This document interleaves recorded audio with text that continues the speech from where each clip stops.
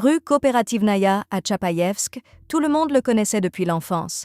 Il avait grandi ici même, à quelques maisons de là, passait devant ses cours chaque jour et saluait les voisins. Quand les recherches commenceraient, il serait parmi les premiers à venir aider. Mais ce moment était encore à plusieurs heures. Pour l'instant, c'était le 11 août 2024, une soirée d'été ordinaire dans une petite ville industrielle aux confins de l'oblast de Samara.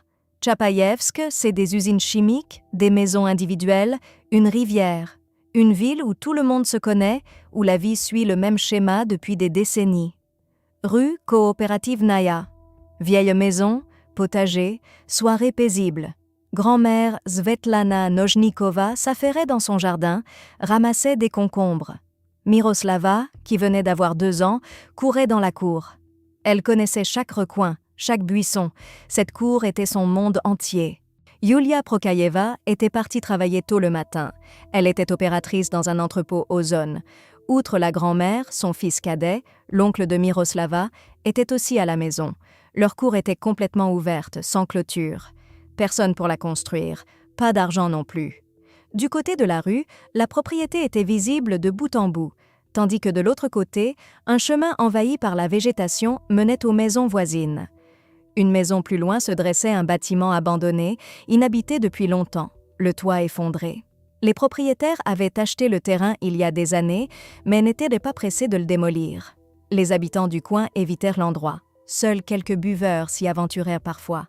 N'importe qui pouvait entrer sur la propriété d'un voisin, mais ce soir-là, personne n'y pensait. Et puis un voisin s'est approché du portail. Celui-là même que tout le monde ici connaissait depuis l'enfance. Sergei Vashchenko, 36 ans, vivait une maison plus loin chez sa sœur Natalia, rue Kooperativnaya. On se souvenait de lui, petit garçon.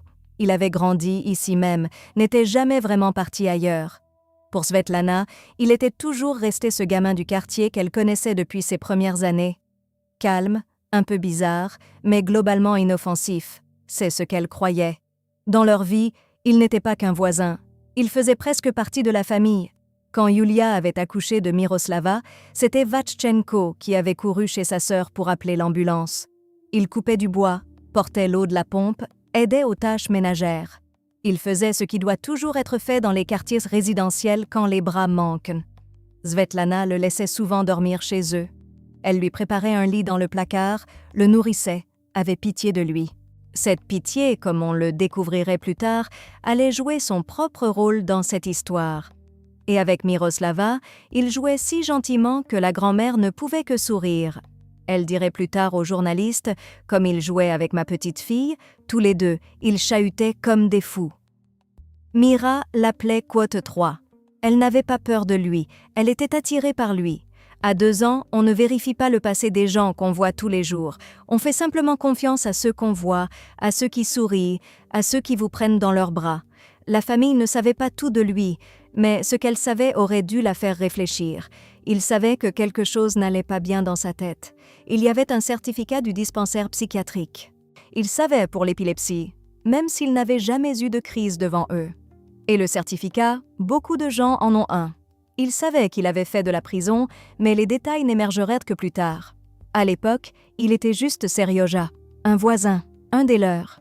Ce soir-là, Vashchenko s'est approché du portail en état d'ivresse, une bouteille à la main. Svetlana a senti l'odeur immédiatement et lui a dit de partir. Pas le bienvenu dans cet état.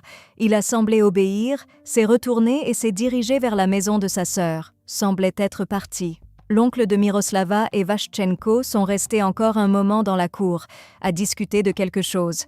Mira courait autour d'eux comme d'habitude. Puis l'oncle s'est préparé et est parti vaquer à ses affaires. Vashchenko a crié à la grand-mère qu'il partait aussi et qu'elle devait surveiller Mira. Svetlana n'y a rien vu d'inhabituel. Sergueï faisait souvent ça, il apparaissait, traînait un peu, puis partait. Elle est entrée dans la maison. Elle devait trier les légumes qu'elle avait cueillis, ranger les affaires que sa petite fille avait éparpillées dans la pièce. Elle a mis de côté quelques concombres pour Sergueï. Que l'homme ait quelque chose à manger, c'était son attitude envers lui. Même après l'avoir chassé, elle pensait encore à lui, avait pitié de lui. Ces quelques minutes, peut-être 5, peut-être un peu plus, ont suffi à tout changer. Quand Svetlana est ressortie dans la cour, la première chose qu'elle a remarquée, c'était le silence. La voix de Mira avait disparu. La cour était vide. Elle a appelé encore.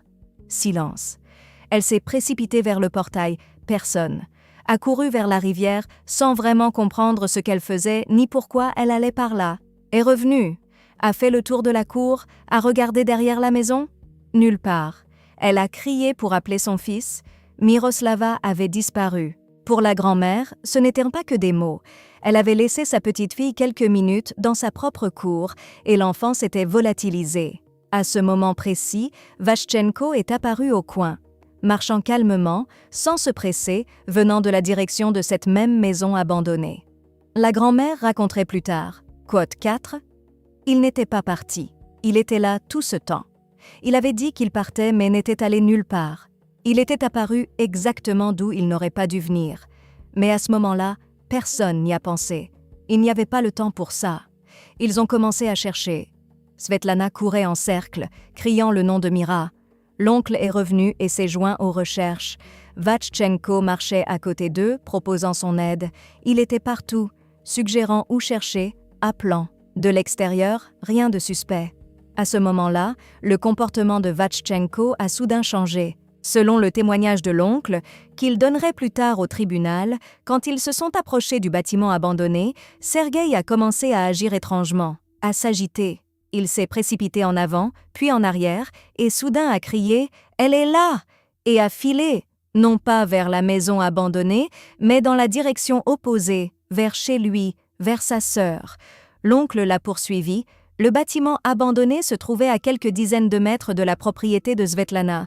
Miroslava a été retrouvée à l'intérieur. Svetlana a hurlé. L'oncle aussi. La grand-mère dirait plus tard que sa petite-fille était encore en vie à ce moment-là. La voisine Maïzara a appelé l'ambulance. Les secours sont arrivés en quelques minutes. Ils ont trouvé l'enfant avec des blessures graves et des signes d'agression. Miroslava a été transportée d'urgence à l'hôpital. Pendant que les médecins luttaient pour sa vie, Vashchenko a été arrêté chez sa sœur. Il n'a pas résisté. Sur le chemin du commissariat, il a fait des aveux. Il a dit qu'après le départ de l'oncle de Mira, il l'avait emmenée derrière la maison abandonnée, l'avait agressée, puis, réalisant qu'elle ne respirait plus, l'avait laissée là et était rentré chez sa sœur. Plus tard, il se rétractera, mais ses aveux avaient déjà été consignés dans le procès-verbal officiel. Miroslava n'a pas survécu. Elle est décédée à l'hôpital régional plusieurs heures après son arrivée. La cause ? Traumatisme grave, incompatible avec la vie. Un communiqué officiel a été publié. Des poursuites ont été engagées. Et Tchapaïevsk était sous le choc. Mais avant de continuer, qui était Sergueï Vashchenko ?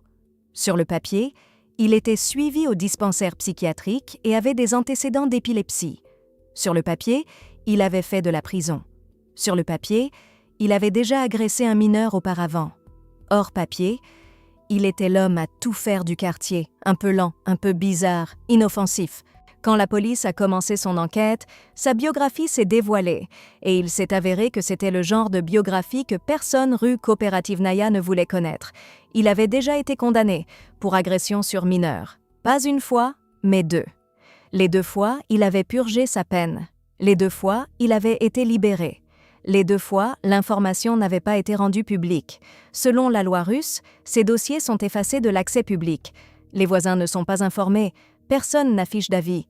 Une personne ayant commis des violences sur des enfants peut s'installer à côté de chez vous et vous ne le saurez pas avant qu'il ne se passe quelque chose.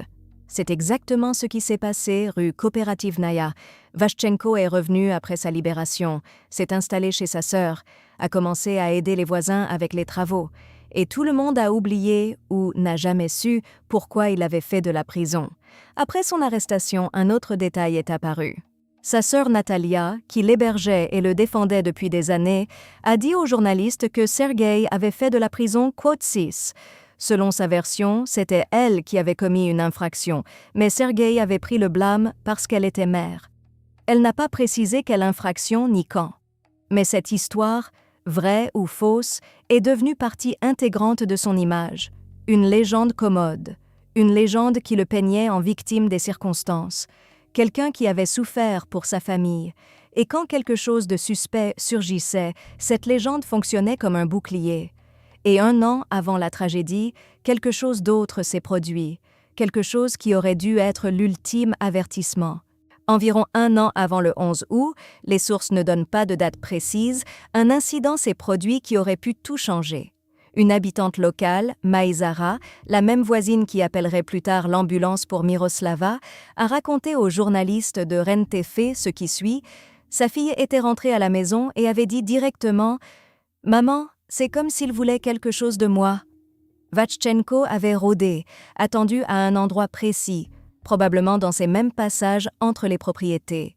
Il ne se cachait pas, il se tenait ouvertement. La fille de Maïzara avait senti que quelque chose n'allait pas et l'avait immédiatement dit à sa mère. Si même elle avait pu le formuler, le comportement de Vachchenko était assez évident pour que seul quelqu'un qui ne voulait pas voir puisse le manquer. Il avait été effrayé. Pas de détails disponibles, mais le résultat était le même. Rien ne s'est passé. Personne n'est allé à la police. Personne n'a prévenu la famille de Miroslava. L'incident s'est dissipé, comme tout le reste. Un signal direct que cet homme rôdait près des enfants dans les buissons entre les maisons. Et même ça n'a pas suffi à déclencher une action, parce qu'il était l'un des nôtres, parce que c'était Seriodja, parce que Côte-Neuf, vous vous souvenez ? 1 an plus tard, Miroslava le suivrait docilement. Et il la conduirait dans la maison abandonnée. Cela aurait pu être empêché. Selon K.P. Samara, Vachchenko s'était présenté à la maison rue Cooperativnaya 3 jours d'affilée, les 9, 10 et 11 août. Tout a commencé par une fête. Le 9, la famille célébrait l'anniversaire de Yulia, la mère de Miroslava. Ils fêtèrent chez eux, comme d'habitude. Des parents s'étaient réunis, des voisins, quelques connaissances, et parmi eux, Vachchenko. Il n'avait pas été formellement invité. Il était juste passé, comme il le faisait toujours, et personne n'avait été surpris. La fête s'était prolongée. Des connaissances de la famille affirmeraient de plus tard que les parents avaient bu, pas seulement le jour de l'anniversaire, mais aussi les jours suivants. La famille a catégoriquement nié. La tante de Miroslava a insisté sur le fait que Yulia était une mère exemplaire qui avait reçu une récompense de l'administration municipale. Qui disait la vérité est difficile à établir, et pour l'affaire, ce n'était pas décisif. Un fait est indiscutable et documenté. Le 11 août, Yulia est partie travailler. À la maison restaient grand-mère Svetlana, l'oncle et Miroslava. Vachchenko était à côté, comme hier et avant-hier. 3 jours d'affilée, il avait passé son temps près de cette famille. Il avait vu Miroslava, vu qui partait quand, qui restait, comment fonctionnait l'emploi du temps de la maison. Agissait-il spontanément, ou à ce moment-là savait-il déjà exactement quand et comment ? Le contexte parle de lui-même. Il n'avait pas fait irruption dans la vie de quelqu'un d'autre. Il y était depuis longtemps. Tout ce qui s'est passé ensuite est déjà connu. Svetlana Nojnikova pleurait devant les journalistes ouvertement, sans honte, sans choisir ses mots, disant ce qu'elle pensait, sans filtre, sans essayer de se protéger. Quoi te dis? Elle se reproche 5 minutes d'être entrée dans la maison pour ranger pendant que Miroslava jouait dans la cour, comme elle l'avait fait 100 fois avant. Cela restera avec elle pour le reste de sa vie. Mais ce n'était pas une question de ces minutes. Svetlana ne s'était pas laissée distraire par négligence. Elle ne ressentait aucune menace. Sergueï était parti. Elle l'avait renvoyé elle-même. La cour était familière, la rue était calme. Elle vivait dans un monde où il n'y avait pas de danger. Elle avait construit ce monde elle-même. Pendant des années. Elle avait cru son histoire sur sa sœur. Par chaque geste de bonté, elle s'était convaincue. Il est inoffensif. C'est cette confiance, pas 5 minutes dans la maison, qui a tout détruit. Peu après avoir appris ce qui s'était passé avec Miroslava, la grand-mère s'est effondrée. Elle s'est affaissée juste à l'entrée. Les sanglots sont devenus hystériques. Une employée des pompes funèbres lui donnait de l'eau. « Buvez, buvez encore, regardez-moi, ne fermez pas les yeux. » Les parents ont appelé l'ambulance, lui ont donné des calmants. Svetlana ne pouvait pas tenir debout. Elle avait perdu sa petite fille et savait dès la première seconde qu'elle portait une part de responsabilité. Pas parce qu'elle s'était laissée distraire, mais parce qu'elle avait fait confiance à quelqu'un à qui elle n'aurait jamais dû faire confiance. Elle ne l'a jamais formulé ainsi, elle l'a dit plus simplement. Cote 12, penser aux affaires, c'est supportable. Penser à la confiance, c'est insupportable. L'organisation publique de Samara, Droit au bonheur, a appris ce qui s'était passé par les informations. Ils sont venus à Tchapaïevsk pour aider la famille, ont collecté de l'argent, apporté des fournitures, mais ensuite ils ont vu comment vivait la famille et ont fait demi-tour. La directrice de l'organisation, Marina Fedotova, a déclaré que la maison était dans un état terrible, insalubre. Des cafards. Les bénévoles ont affirmé que la famille connaissait le casier judiciaire de Vashchenko et l'avait quand même laissé entrer. Ils ont demandé que la grand-mère et la mère soient tenues responsables. Fedotova l'a dit directement. Quote 14. À partir de ce moment, l'opinion publique s'est divisée. Certains ont présenté leurs condoléances, collecté des fonds. D'autres ont demandé « Comment avez-vous pu laisser Miroslava près de quelqu'un dont vous connaissiez parfaitement le passé criminel ?» La tante de Miroslava a répondu « Code 15 ». Elle a insisté sur le fait que tout le monde était propre, nourri, soigné. Il n'y avait pas de réponse simple ici. Les photos de la cour sans clôture, avec un accès ouvert aux bâtiments abandonnés, étaient confirmées par des captures d'écran des propres réseaux sociaux de Yulia, datant de mai 2024. Les conditions étaient difficiles. Mais peut-on juger une famille pour la pauvreté, pour la naïveté, au lieu du seul responsable? Au lieu d'un seul front contre l'homme détenu en préventive, deux fronts sont apparus, et pendant qu'ils se battaient entre eux, Tchapaïevsk se préparait à dire adieu à Miroslava. Le 14 août, tout le monde est venu lui dire adieu. La cérémonie s'est tenue dans une petite église sur le terrain de l'hôpital municipal, le même où elle avait passé ses dernières heures. L'organisation a été prise en charge par Ekaterina Kostileva, propriétaire d'une agence funéraire à Samara. Entièrement gratuit, elle a raconté ce que les autres taisaient. Préparer Miroslava pour la veillée a pris longtemps. Beaucoup de maquillage a été appliqué pour dissimuler les marques, sur son visage, ses mains. Tout a nécessité du travail. Son visage a été en plus couvert d'un voile. Des heures de travail, tout ça pour une seule chose, que les proches puissent la voir une dernière fois. Un petit cercueil rose, une robe blanche. La tante de Miroslava, retenant ses larmes, a dit aux journalistes « C'était le résultat de quelqu'un qui a passé des heures à restaurer ce que Vashchenko avait détruit en quelques minutes. Ce n'était pas seulement la famille qui est venue dire adieu. Des gens sont venus d'autres quartiers, de villages voisins, des gens qui n'avaient jamais connu cette famille personnellement. Une foule se tenait à l'entrée de l'église. La grand-mère était assise près de la porte, elle ne pouvait pas se lever. Quand le cercueil a été sorti, des colombes ont été lâchées dans le ciel. Elle a été enterrée au cimetière municipal. La tombe a été couverte de jouets. Des ours en peluche, des poupées, des petites voitures. Les gens en ont apporté pendant des semaines. Le père de Miroslava est venu d'une autre ville. La tante a raconté, Yulia tenait bon, mais tout le monde pouvait voir son état. L'enquête a été placée sous le contrôle personnel du chef du comité d'enquête, Alexandre Bastrykine. Vashchenko était en détention provisoire, en attente du procès. L'enquête a duré environ 6 mois. Il est resté en détention. Sa détention a été prolongée encore et encore. Une expertise psychiatrique a été réalisée. Le résultat ? Responsable. Pleinement conscient de ses actes, même en état d'ivresse avancée, il comprenait ce qu'il faisait. L'acte d'accusation a été transmis au tribunal régional de Samara. L'affaire a été confiée à la juge Elena Firsova. Le procès s'est tenu à huis clos. En raison de la nature des accusations, les journalistes n'étaient pas autorisés à l'intérieur, mais certaines informations ont filtré. À la première audience, la mère de Miroslava est venue de Tchapaïevsk en bus. Elle était enceinte, de son 4e enfant. Elle a dit aux journalistes dans le couloir « Je vais accoucher d'un jour à l'autre ». Elle s'est assise sur un banc dans la salle d'audience et a attendu. Les escortes ont amené Vashchenko avec un léger retard. Imaginez cette scène. Une femme qui, 6 mois plus tôt, a perdu Miroslava, est assise dans la salle d'audience, enceinte, regardant celui qui a fait ça. Au cours de la procédure, un détail a émergé qui a compliqué la position de l'accusation. L'expertise médico-légale n'a pas trouvé de preuves biologiques directes de Vashchenko. À cause de cela, l'expert qui avait préparé le rapport a dû être convoqué au tribunal. L'audience a été reportée.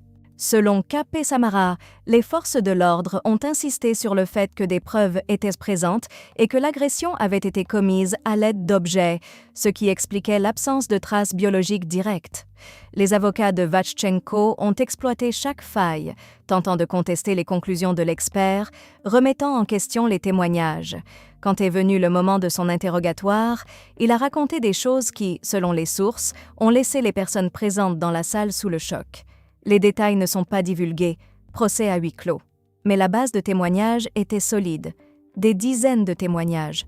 La grand-mère, l'oncle, les voisins, les policiers, le personnel médical et ses propres aveux initiaux, rétractés mais consignés dans le procès verbal.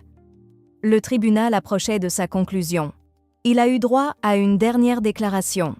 Le 22 mai 2025. Vachchenko s'est levé dans le box des accusés et a prononcé ses dernières paroles. Il a demandé à être acquitté. Pas d'indulgence, pas de prise en compte des circonstances. Acquittement total en tant qu'innocent. La juge Firsova a écouté la dernière déclaration et a fixé l'annonce du verdict le même jour. Le tribunal régional de Samara a rendu son verdict, coupable des 2 chefs d'accusation, actes à caractère sexuel sur mineurs, dissimulation de l'acte, réclusion criminelle à perpétuité, les 6 premières années en prison de haute sécurité, puis une colonie pénitentiaire de régime spécial pour le reste de sa vie, plus une interdiction à vie de toute activité impliquant des personnes de moins de 18 ans. La famille de Miroslava attendait exactement cela. Quand cote 21 a été prononcée, ils ont expiré. Mais ce n'était pas un soupir de soulagement, plutôt l'expiration de quelqu'un qui n'avait pas respiré depuis très longtemps. Le verdict n'a rien rendu. Miroslava n'est plus là. Vachchenko a écouté en silence. Puis on l'a emmené hors de la salle. À la sortie, déjà dans le couloir, passant devant les journalistes, il a lâché « Je ne me considère pas coupable ». La dernière phrase.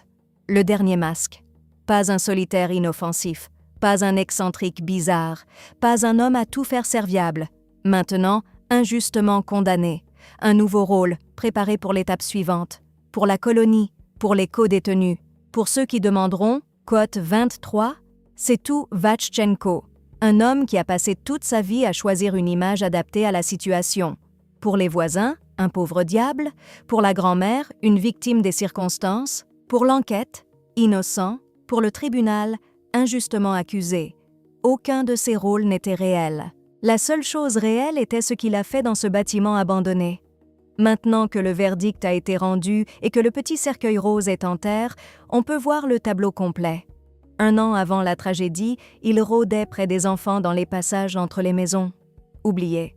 Les voisins n'ont pas été informés. Il a purgé 2 peines pour le même type d'infraction. Les voisins n'ont pas été informés. Et au milieu de tous ces signaux d'alarme se tenait une histoire. Sur sa sœur et la peine qu'il aurait soi-disant purgée pour elle. Le suivi psychiatrique est devenu de l'excentricité. Les condamnations pénales sont devenues de la calomnie. L'incident avec l'autre enfant est devenu un malentendu. Et chaque geste de sa part paraît maintenant différent. Pas de l'aide, construire un accès, pas de la gentillesse, créer une position d'où agir. Il testait, il s'intégrait, pendant des années. Quand le 11 août, Svetlana est entrée dans la maison pour 5 minutes, il était prêt. Le bâtiment abandonné a été démoli. Ils sont venus avec un bulldozer et l'ont rasé. La grand-mère a installé une clôture. Yulia a donné naissance à son 4e enfant. La culpabilité n'est pas dans ces 5 minutes et pas dans les concombres. La culpabilité appartient à celui qui a appris à transformer la confiance des autres en arme et l'a utilisée toute sa vie. On lui faisait confiance depuis l'enfance et il le savait. Chers téléspectateurs, s'il vous plaît, soyez vigilants quant aux personnes avec lesquelles vos enfants interagissent. Merci d'avoir regardé. Que pensez-vous de cette histoire? Écrivez dans les commentaires, mettez un like et abonnez-vous à notre chaîne.